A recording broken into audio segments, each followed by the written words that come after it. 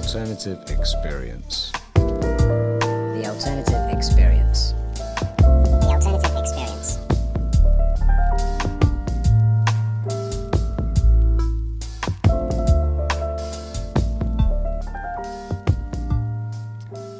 Hey everybody, Nicky Joe Eddie Vane here, aka Nervous System Nut. Welcome to another episode of The Alternative Experience. Now, today's episode, I want to talk to you about a question that pops up all of the time for me, and that is breathwork versus meditation. Obviously, there are a lot of proponents for both, and there are also a lot of people out there that don't understand either. So I just want to answer some of these questions in this podcast. Now, obviously, on a case-per-case basis, there are a number of variables that you need to consider when I'm trying to answer this question, such as personal preference. Obviously, some people will prefer meditation. Some people prefer the breathwork side of things. And there's even things like the ability to practice. But it is really worth noting that in traditional yoga practice, so centuries and centuries ago, pranayama, or yoga breath as we call it, was taught as kind of an entry into meditation. The reason for this is breathwork is so easy to do. Obviously, we all breathe, so we naturally possess the ability to be taught how to do it correctly and how to do it to optimize our nervous system function. But when it comes to meditation, on the other hand, it's often not as easy or as appealing to some people. I mean, the mere thought of sitting on a cold floor, trying to focus on one thing when you have 1,000,001 things on your mind is not only difficult for some people, but it can often feel quite intimidating. And this is why it's so tough for some people to remain consistent with their practice, and why so many people kind of lose interest and stop practicing altogether. And I should know, I was actually one of these people quite a few years ago. Now, when it comes to breathwork or yoga breathing, you always have something for you to focus your attention on, whether it be the sound of your teacher's voice, if you're doing it on a guided basis, your hand positions, your breath count, or even the actual breathing itself. There's always something for you to have that attention focused on. So it makes it a little bit easier for you to remain consistent with your practice. Now, another benefit of breathwork is the results. Both yoga breathing and meditation quite obviously have phenomenal health benefits, both mentally and physically. And both practices balance your nervous system, they balance your endocrine system, your digestive system, etc. They'll control your stress response, and they even have the potential to lengthen your life. The very minimum, they're going to improve it. But the most important thing to consider is, can you do it every day without any obstacle to your ability to practice? You see, with both practices, consistency is key. Now, obviously, you get benefits from one session, but it's like going to the gym. You can't go to the gym once and all of a sudden you've got the body that you require. It is a work in progress.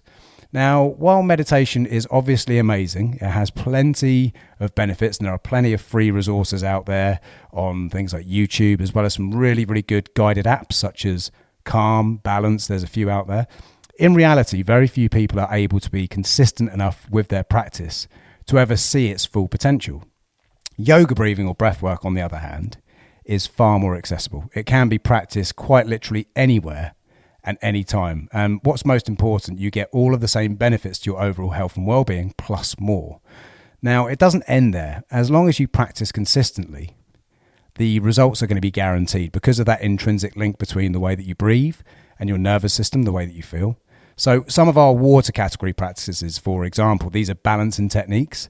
They're so safe and simple, you can do them anywhere. And that includes driving, sat in traffic, standing in the line at the grocery store, and the results are going to be immediate too.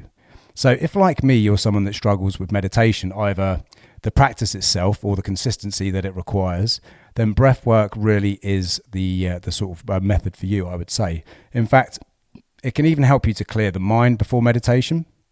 Now, I used to really struggle with meditation, but if I do breathwork beforehand, I find that my meditation practice is far more sort of beneficial, and it's actually a little bit more profound with regards to the results. Now, I used to really struggle with almost every aspect of meditation. I struggled to switch off.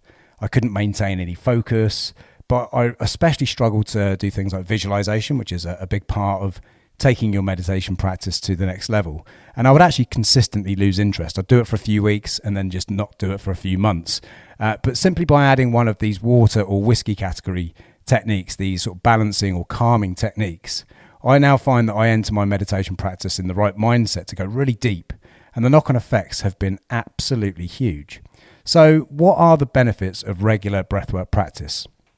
If you're someone that suffers with, say, stress, anxiety, or you're of a nervous disposition in any way, if you have digestive problems like indigestion, acid reflux, heartburn, if you struggle with insomnia or general sleep problems, or if you're someone that has kind of like an energy imbalance, then breathwork is a science-backed, accessible and highly effective way for you to take complete control of your mind, your body, your nervous system, and it really does work. And what's even better, you can practice it in less than 5 minutes per session.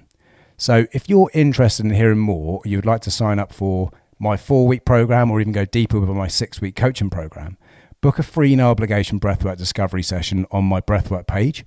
I will send the link and I'll put it in the comments here. Do something today that your future self will truly thank you for, and arm yourself with these simple, science-backed, highly effective self-care tools. And it'll be something that will last you a lifetime. This isn't something that you learn and then it goes away. You'll always be able to come back to these techniques whenever you need to. What have you got to lose? Good vibes, guys. Thanks for tuning in.